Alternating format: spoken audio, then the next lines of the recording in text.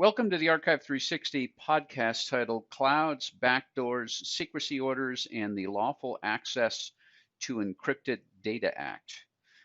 With me today for this podcast is James McCarthy, or Jim, Chief Compliance Officer and General Counsel for Archive360. And my name is Bill Tolson. I'm the VP of Compliance and eDiscovery here at Archive360. In this podcast, Jim and I are going to address the questions, issues around this new bill and potentially some additional content around the Cloud Act, but questions and issues including how these current and any new potential laws, and this one we just mentioned is a potential law, it's not law in effect yet, but how these could or will affect how both US-based and non-US based companies store their data in the cloud, and what are those challenges or issues that they're going to be looking at when it comes to talking to vendors. And then we'll get into how the new Senate bill would affect the use of US-based corporate cloud storage repositories, which obviously is near and dear to our hearts. And then what is a secrecy warrant, and what does it mean for companies with sensitive data stored in third-party clouds? And this is really interesting, and I think we could probably talk a day on that one by itself. But it is something that it's a issue that both of us have had potential clients bring up. So we'll get into that a little bit. And then finally, what companies can do to protect their sensitive information from government overreach and secrecy warrants and all of these kinds of things. So with that, let's get started. The U.S. Senate recently introduced a bill. It's not a law yet, but it's a bill in the Senate titled the Lawful Access to Encrypted Data Act. And this bill, if passed, would make it illegal for cloud providers as well as electronic device makers to deny data access to client data by government agencies, either federal, state, or local. And when I talk about device makers, I mean the one that I think most people would recognize is the problems Apple with the iPhone have had over the last several years in not providing access to the FBI and others when it comes to them wanting to get into encrypted phones. So this Lawful Access to Encrypted Data Act is really interesting. Don't know if it's actually going to make it through the Senate or through the Senate and the House, but I think we've all been expecting this. Additionally, this is related in certain ways to the Cloud Act, which was passed in 2018 and actually is law. And the Cloud Act actually creates a new subsection of the Stored Communications Act, as well as the Wiretap Act, to allow federal law enforcement to compel US-based technology companies via a warrant or subpoena to provide requested data stored on servers regardless of where the data is stored in the US or on foreign soil. And I think, Jim, the one that most people recognize here is the Microsoft lawsuit in reference to I think it was the Attorney General of the United States asking for data. Bill, I think that anytime you're evaluating these types of bills, it's important to balance the competing interests on either side. In this particular bill that was advanced by Senators Graham, Blackburn, and Cotton, they wanted to ensure that we have a robust law enforcement with the tools necessary to investigate, track down, and prosecute bad actors. And when proposing the law, they often cite terrorists or traffickers of children and other very bad actors. And of course we want that. We want to have a law enforcement mechanism that is able to do those things. But at what cost? That's really the question that we're looking at here. We have some impact from this proposal from July of this year. And on the other side of that point, the senator's point in law enforcement tools, is people who are very concerned that This is a, make no mistake about it, crystal clear ban on providers from offering end-to-end encryption in online services that simply cannot be unlocked for law enforcement. So that's the two sides of this particular debate when we're talking about this act. That is the side which promotes robust law enforcement against the ability of providers to provide state-of-the-art end-to-end encryption and services to their customers. Well, and that's a really interesting point, and I think we need to focus in a little bit and draw a line here. And I agree with what you just said. The bill tries to make it so that providers, whether they be cloud storage providers or electronic device makers, are not creating a situation where the data cannot be retrieved through that provider. But it doesn't, and tell me if I'm wrong, but it does not stop the data owner from encrypting their own data, correct? It does not presently. I don't think candidly that this act, if you read the legislative history on it, contemplated that there would be an ability of customers to, let's say, field encrypt their data before it goes to the cloud. Right, right. So Jim, you've looked at this bill, the Lawful Access to Encrypted Data Act, again, just introduced in the Senate, in some depth, and actually so have I. What are the main points of the bill that are causing companies to rethink where they store their data and the kinds of security that they must have around that data to keep their chief information security officers and so forth,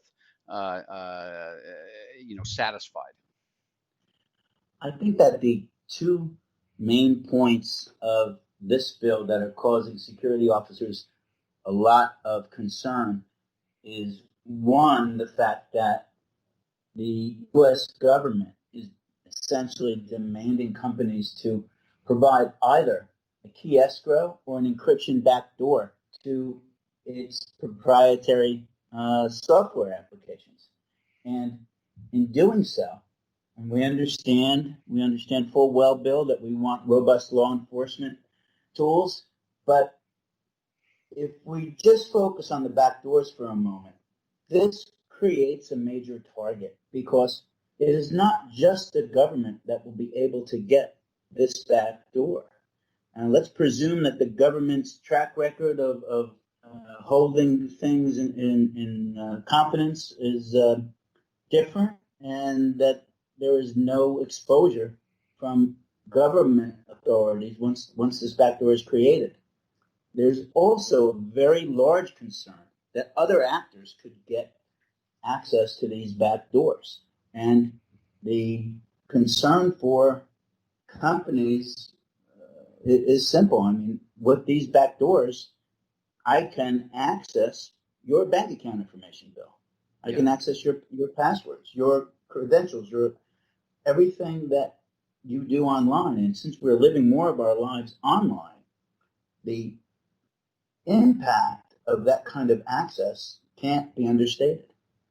Yeah, that's a great point, and I think it's almost a universal fact that if a backdoor exists into a device or into a cloud or technology, then probably 15 minutes after it's actually introduced, hackers are going to be through it, and that's what worries chief information security officers is it might be done with a great intention of stopping terrorism and all this other kind of stuff, but the fact that a backdoor is created means that somebody, and probably a lot of people very shortly after, will be able to get in and start hacking into, for example, these cloud repositories where all of the sensitive data is kept.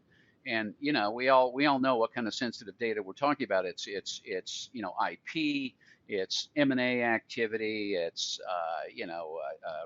revenue based. It's all anything and everything that hackers go after now. They will be able to get into and misuse, obviously. And lately, Archive360 has been talking a lot about the rise of these different new types of ransomware. Hackers will get in and encrypt the data so that the company can't use it, but they're also stealing the data and threatening to release it on the internet if their ransoms are not paid. And all a backdoor does is make it easier for these people, these hackers, to do it.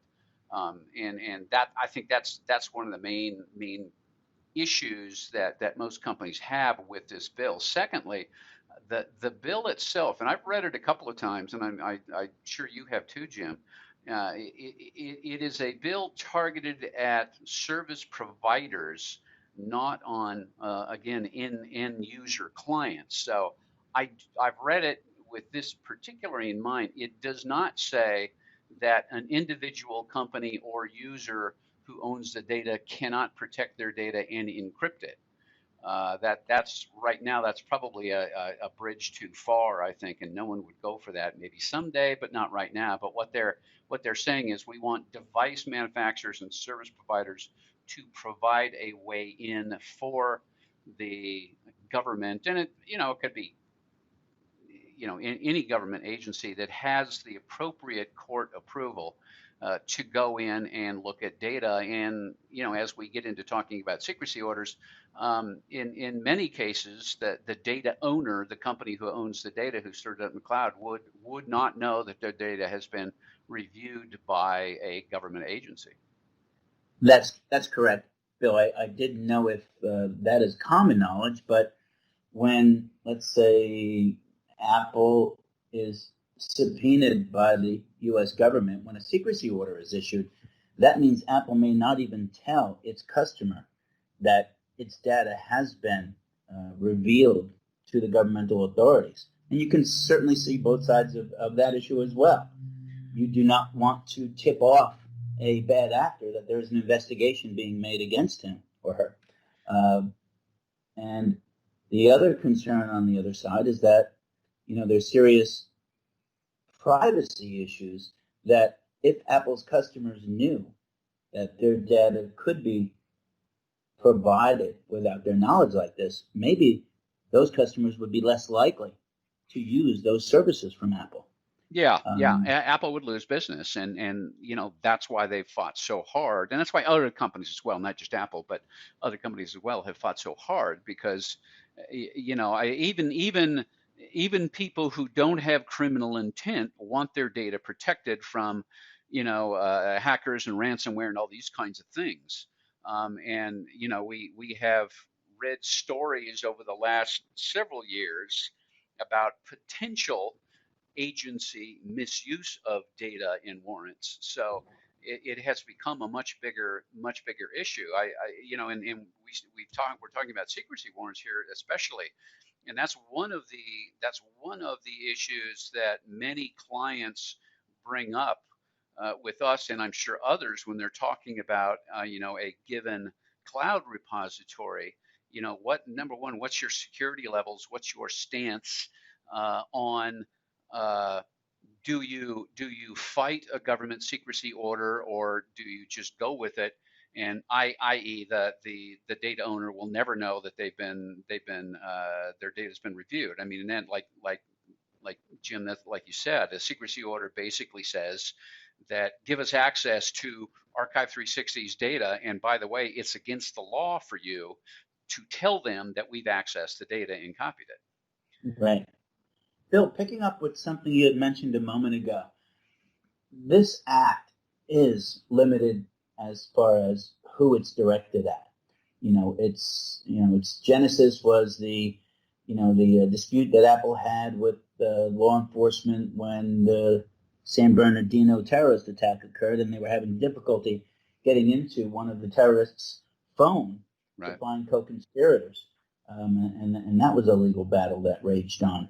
But what you said earlier struck a chord, and what that was that this bill, nor any other piece of legislation, to my knowledge, is directed at individual customers who may want to encrypt their data before it is migrated into the cloud for just this reason. If you are an enterprise customer and you're looking at the way the pendulum is swinging towards these types of laws that are giving law enforcement these tools, maybe you want to be proactive. Maybe you want to, in fact, make sure that your data is hardened before it gets to your cloud service provider.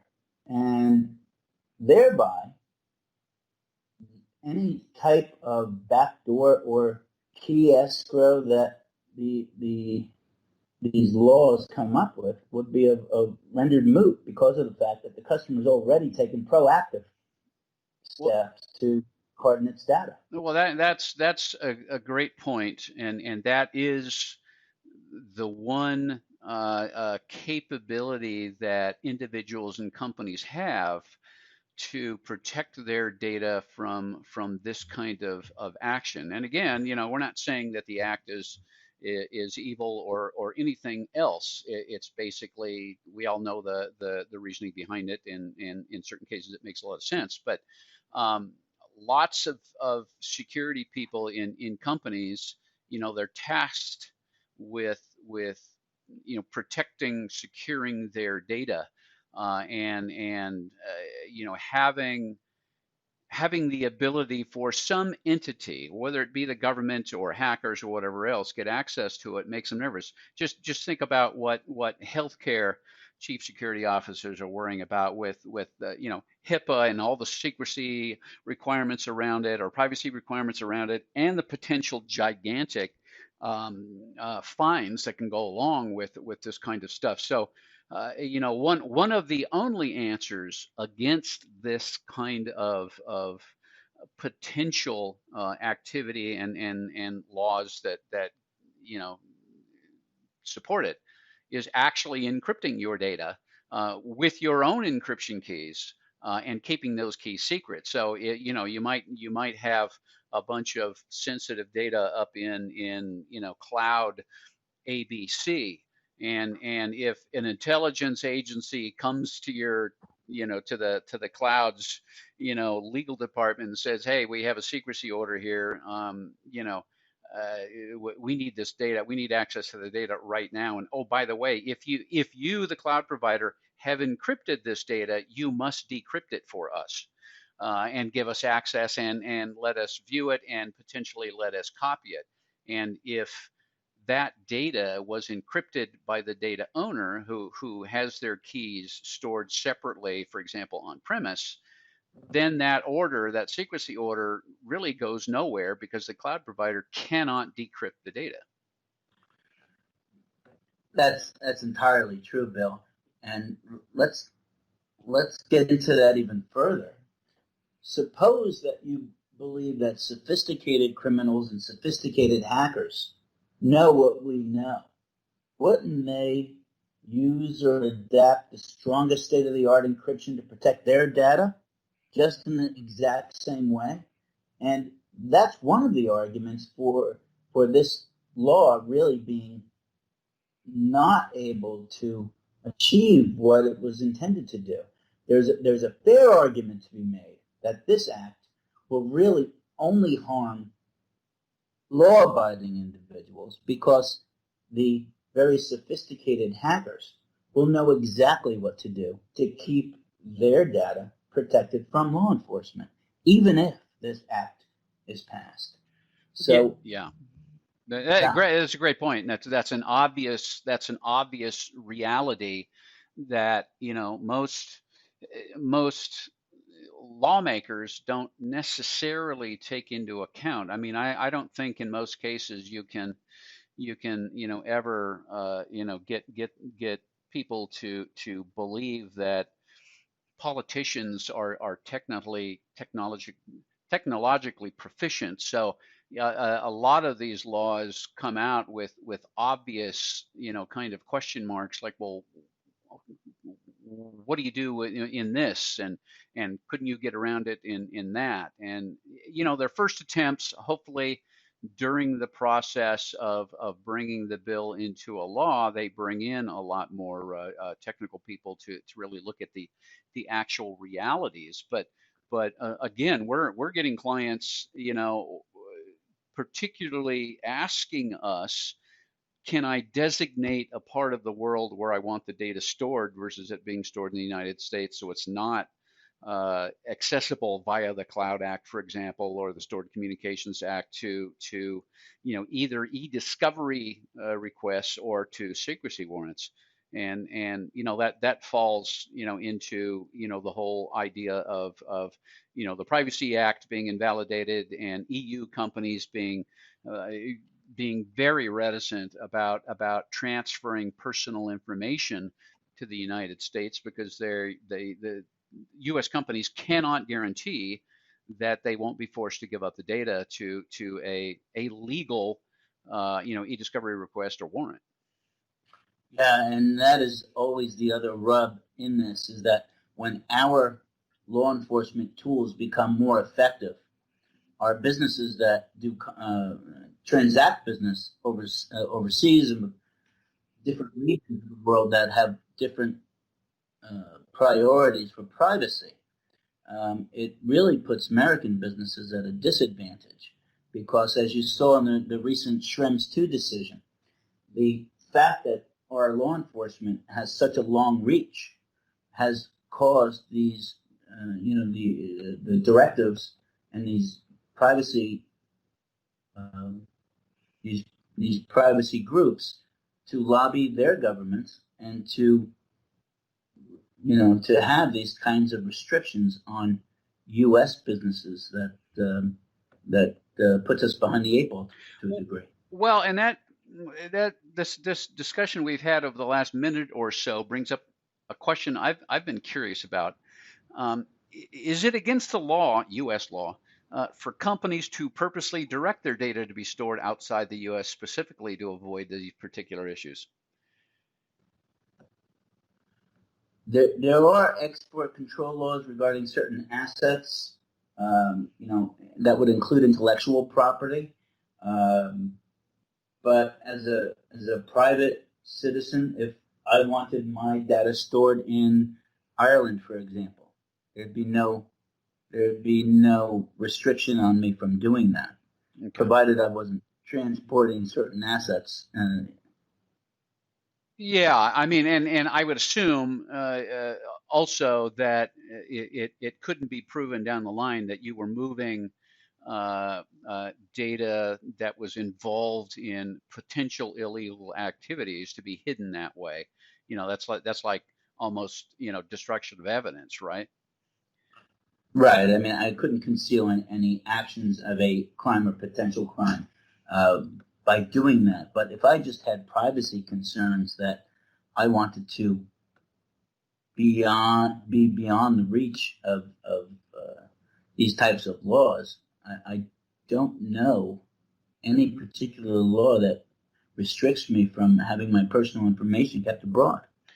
Well, and that brings up the Microsoft Department of Justice case, and the idea that in that case, tell me if I'm wrong, Jim, in that case, data was being stored on Microsoft cloud servers in Ireland, and the entities within the U.S. were basically, as part of a legal case, demanding that data be transferred, even though Irish law basically says you couldn't do that. And that was the basis for the introduction of the Cloud Act that basically made it illegal for companies, in this case it would be Microsoft, make it illegal for them not to turn over the data, even though the Irish country's laws basically stipulated that you couldn't. Yeah, this was a very interesting case with a subpoena being handed to Microsoft in New York, and the Second Circuit taking this case up to almost the top of the heap, and ultimately, Microsoft pushed back on the subpoena and prevailed. Fine, and the court's ultimate finding was that this Facebook account in Ireland, or of an Irish national, that was sought to be revealed via a New York subpoena could not be done. The mere fact that Microsoft was able to access it in New York at its offices did not mean that that data was properly within the New York office's control, and it did not deprive that Irish national of his privacy rights to his Facebook account. So that was an interesting case because of the extra territorial impact of that law. And that's another thing here, Bill, is that at some point in time, your ability to legislate and to have that legislation reach across into other countries is very interesting. Yeah. I mean, where does data live? Is it anywhere it can be accessed, or where it's initially placed? Intriguing question. Great, yeah, great questions. Obviously, more is going to follow. I mean, Microsoft was put in a very difficult position, and Microsoft, I think, for a year or two, actually fought the order, and I think eventually, because the Cloud Act was underway, they finally relented. But it raises that interesting question, like you just said. Where does the data actually exist, and who has access to it? If anybody with the right access controls, no matter where they are in the world, can access it, is it actually secured per that country's laws? Yeah, I do think that the Cloud Act was forged out of necessity, and it was fast tracked after that cross-border conflict erupted that we were just talking about. Yeah. And Microsoft's suit, even though that was in effect negated because the Supreme Court was poised to make a decision in that case after oral argument. Yeah. In early 2018, and this sort of was a catalyst for the passage of that Cloud Act. And I think at that point in time, it was a compromise that provided for a mechanism for courts to be able to decide whether or not certain data that was originated abroad could be subject to a U.S. subpoena. But understand this, though, with the Cloud Act, there's also a mechanism for other governments to access, let's say, American citizen information in the same manner. And in fact, one could argue that the Cloud Act made it easier for foreign governments to obtain U.S. citizen data by virtue of the Cloud Act. Before the Cloud Act, these other governments would have to go through an old and bulky sort of mechanism to get this information. And now it's been made relatively straightforward with the Cloud Act. So, well, and that brings up kind of the overall basis of this podcast. What can you do to better protect against some of these issues that we've just talked about? And we actually already mentioned it, and this idea of taking more control of your company's data security by potentially encrypting your data yourselves before you move it up into the cloud, instead of relying on a SaaS cloud provider to encrypt your data and you feel safe. That's really the issue, because that cloud provider has the encryption keys, and a government can say, decrypt it for me and let me see it.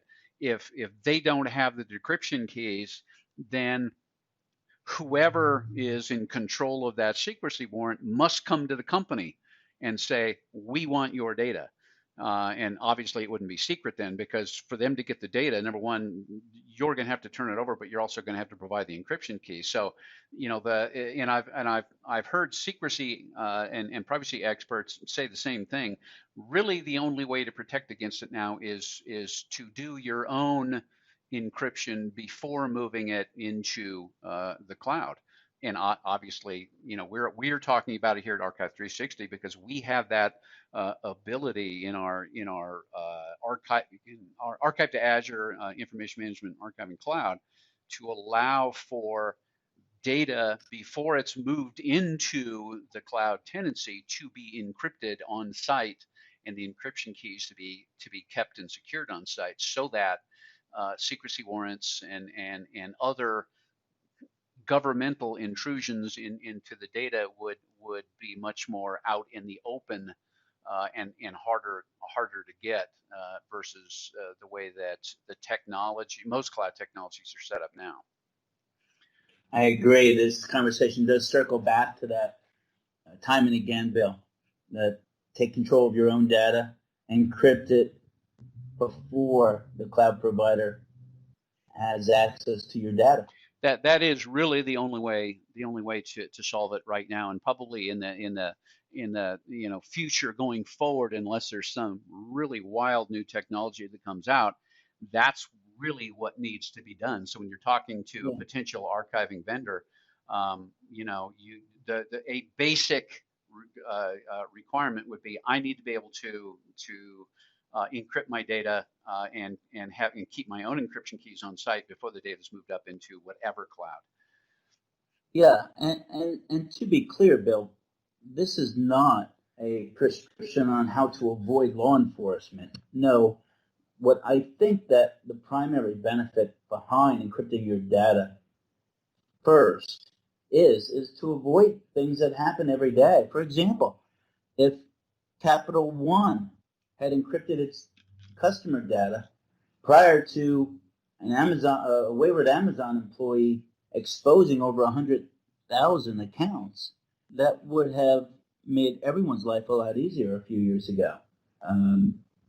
So this is not about avoiding law enforcement. This is about protecting your data before it's exposed in a cloud situation. No, that's a great point. Like you say, we're not trying to stop the legal access of data. We're just trying to make it a little bit, number one, more out in the open. But also encrypting your data before it goes into the cloud means that ransomware and hackers and all this kind of stuff are not going to be able to access the data. So you're protecting yourselves from those kinds of things. Well, Jim, I think that wraps up this podcast. If anyone has questions on this topic, please send an email mentioning this podcast to info@archive360.com, and we'll get back to you with some answers. The next podcast in our series will discuss the coming COVID-inspired litigation and what that means for corporate information management requirements. Jim and I will be posting additional podcasts on a wide range of related subjects, so keep an eye out for new postings. Thank you all. Bill, it was good speaking with you today. Talk to you then.